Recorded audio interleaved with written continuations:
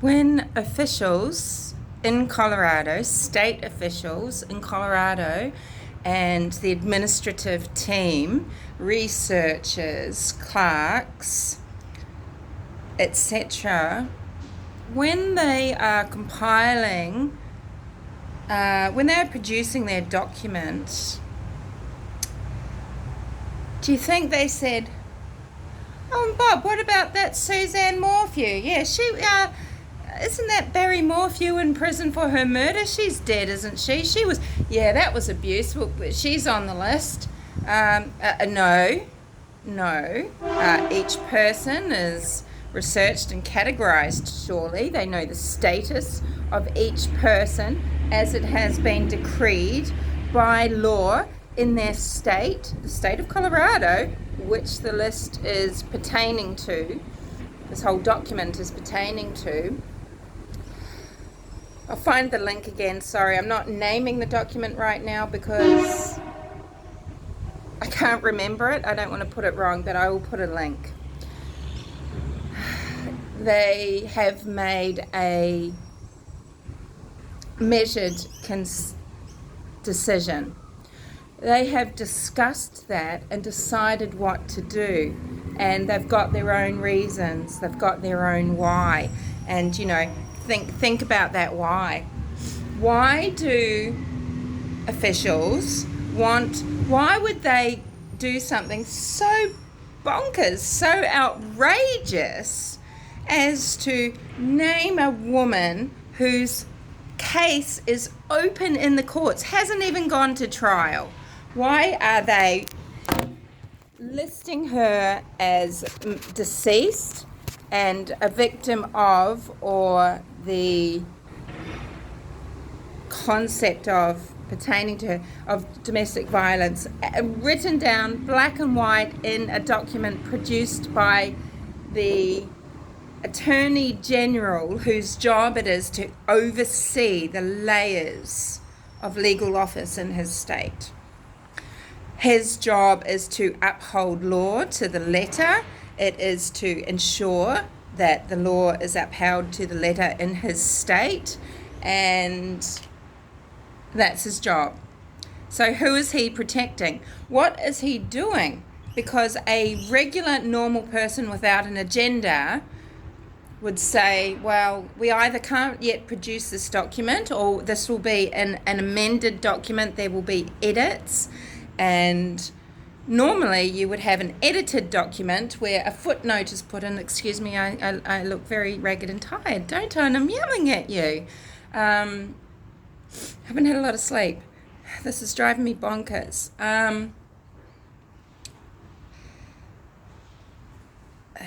They'd make an edit and there would be a footnote. As per case, state versus Morphew, outcome is Barry Morphew in prison 20 years or whatever. Or maybe not guilty. Suzanne Morphew has to be the poster girl, one of 39 poster persons for their cause in another document. And does she belong on that document? Legally and ethically. This is a matter of ethics. And why would they be doing that? Well, Barry Morphew is suing his staff. Linda Stanley is essentially his staff, and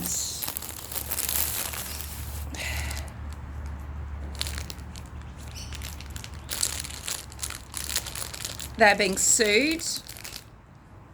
The sheriff and half of the people working in Chaffee County, it's a political move. It's a move made by professional movers and shakers. People that go into these, get one, darling? People that go into these professions because they value power, control, they value having capacity to change, but what else are they protecting? when you're in law enforcement, unless you're a complete failure, unless you really do something stupid, I mean, you're protected. You're not. It's a cult where you can go in, you draw your pay, whether you're successful or not. Maybe you won't rise up the ranks so much, but you're going to get a pension, and people close ranks. The Attorney General is closing ranks. He's a strategist. People are strategists. It's not just a mistake, or just because someone thought that this is what happened, or that it's a done deal and that they've just mistakenly put her on there, or that she deserves to be on there yet. It can be edited. They are doing this for a reason. It's to manipulate, but it's a safeguard. It's a preemptive strike.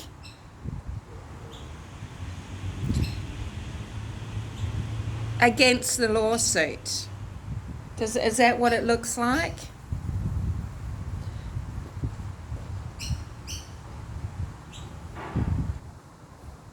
Yeah, I don't know.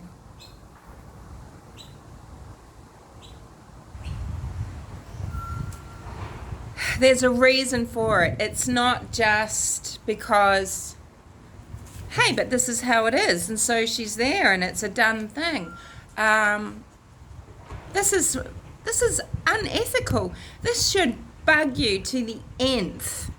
This should bug you to the nth, out of principle. No matter what you think about Barry Morphew, no matter what you think about Suzanne Morphew, no matter what the truth is, or no matter what is going to end up being decided upon in a court of law,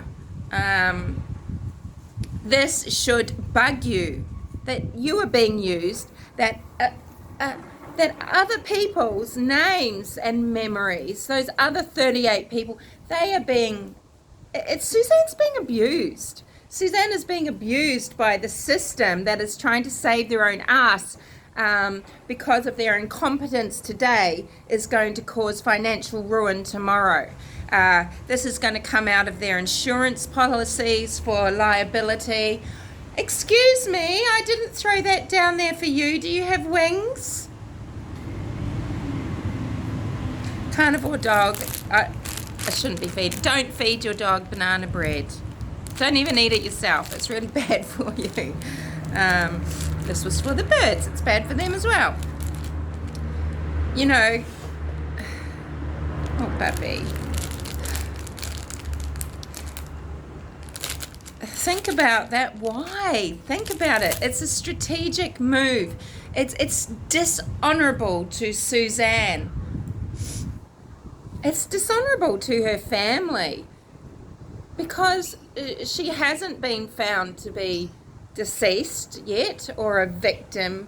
I mean, for the sake of her law, the lawsuit against Barry, I mean, the prosecution against Barry, of Barry Morphew, she's clearly assumed deceased. He's charged with first-degree murder, but this has not played out yet. We've had a preliminary trial. You can't tell me the Attorney General, Phil Weiser, he's none the wiser. He is wiser. I was thinking, could a staffer have just slipped that in? Could someone, who is all for social justice, who really is so passionate about, the crusade against domestic abuse, whether it's against women, men, children, etc., and by etc., I just mean, animals, everything and anyone who suffers, right? Sorry, do I have to do this again? Probably. And I thought, well, maybe, because he's just got papers underneath him. He's not on top of everything, right? He's got people briefing him. So, do we look at his staff and wonder, what's gone on there? But, someone, and the buck stops with him if he's the one signing off on things. Someone has put her in there for a reason, with the full knowledge that there is an open like that there is a murder trial underway and about to take place, and that it is not decided yet, and that all the evidence, if they have anything else, that all the evidence has not yet been heard, right? Because we know there's a lower burden of proof in the prelim, or, you know, just say, I don't think Colorado can actually have, I don't think the jurisdiction, I know grand jury system exists in Colorado itself, because we know from the Ramsey case all those years ago that they took a couple of years to investigate, to hear evidence, to decide that there was enough to meet that lower burden of proof that the Ramseys should be indicted and go to court under charges. But maybe, I think in the 11th judiciary, I don't think in Fremont Parks, Chafee, and what's the other one? I don't think there's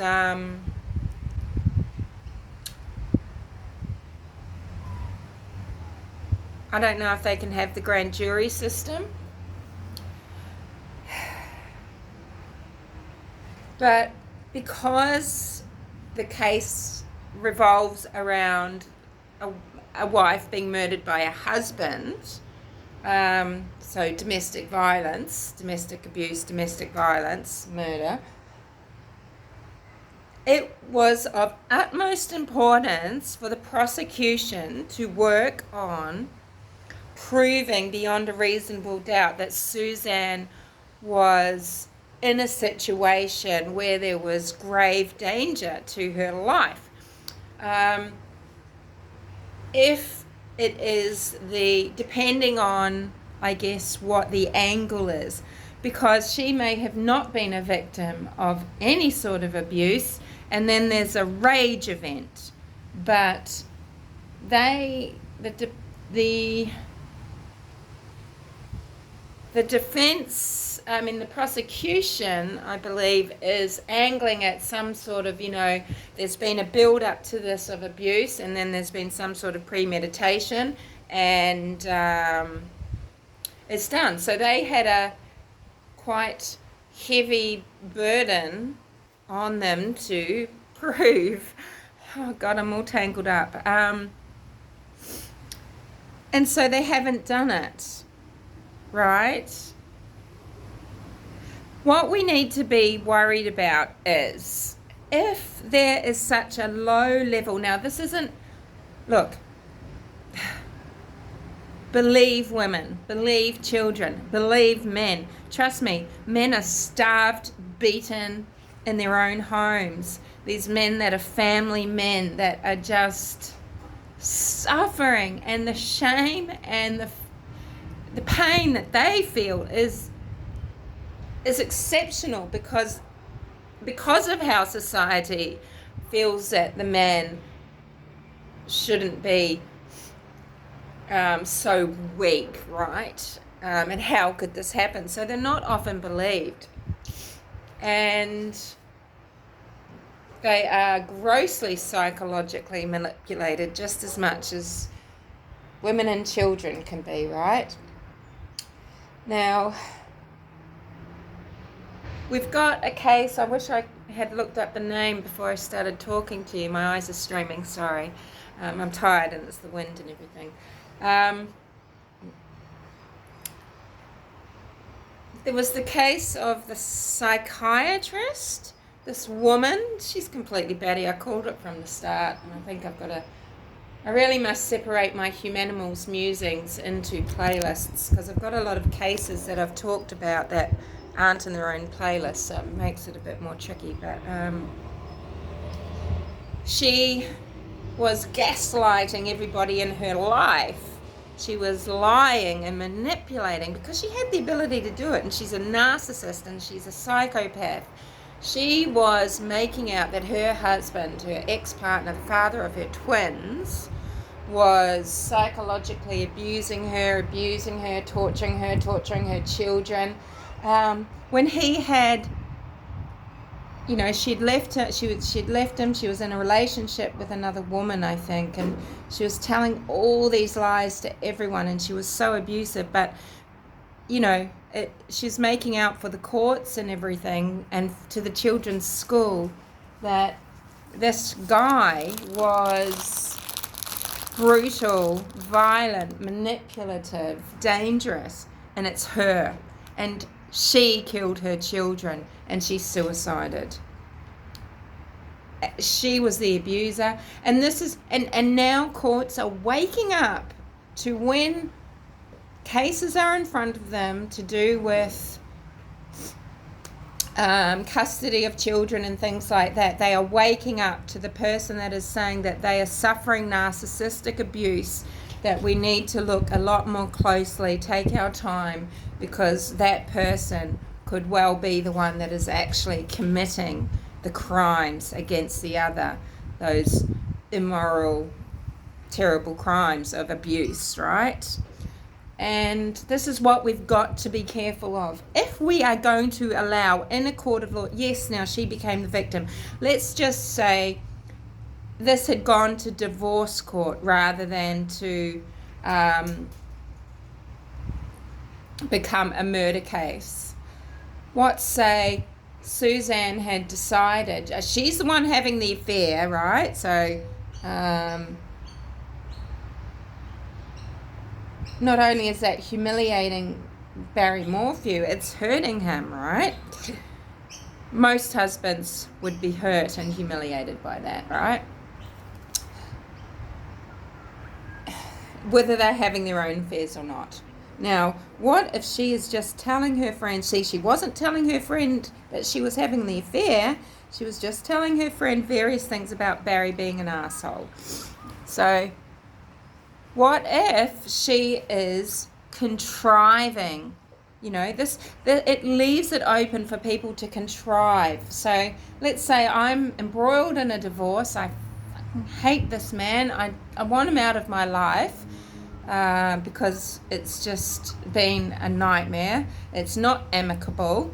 What if I just think ahead? See, strategy. Thinking ahead, just like the Attorney General putting Suzanne Morphew on this list. What if I think ahead and I'm texting my friends, and this is proof. I'm texting them saying, oh, tonight he was out of control again.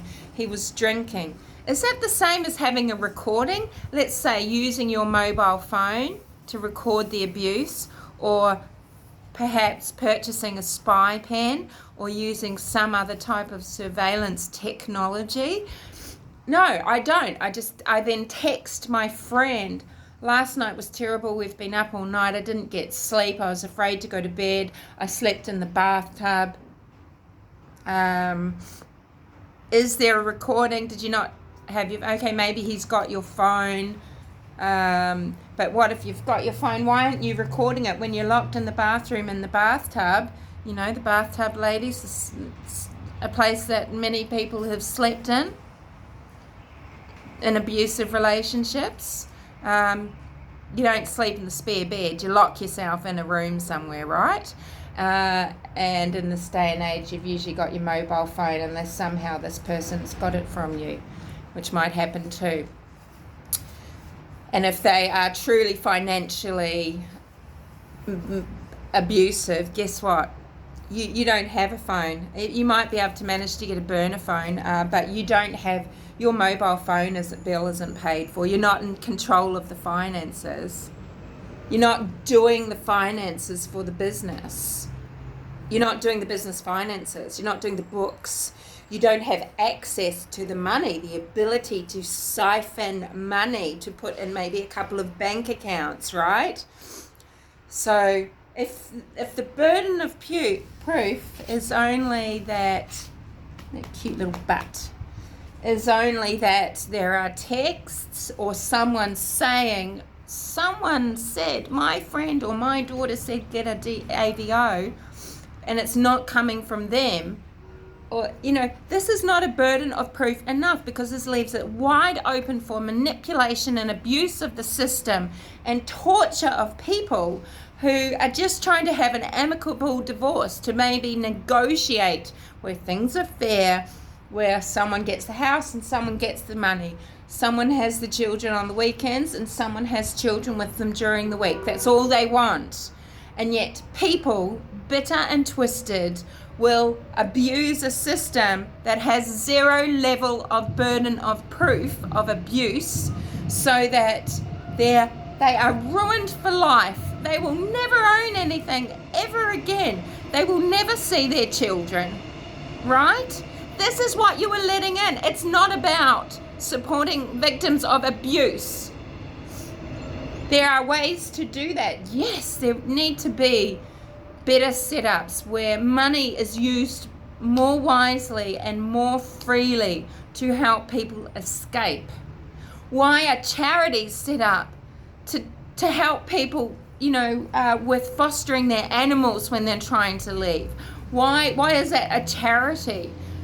Why isn't government funding available for more counselling that you don't have to pay hundreds of dollars in gap for? Why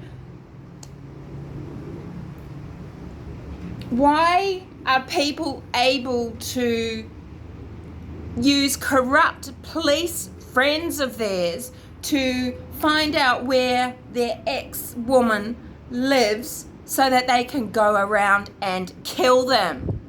Let's think about this stuff. But if you were thinking about a burden of proof, being someone that is having an affair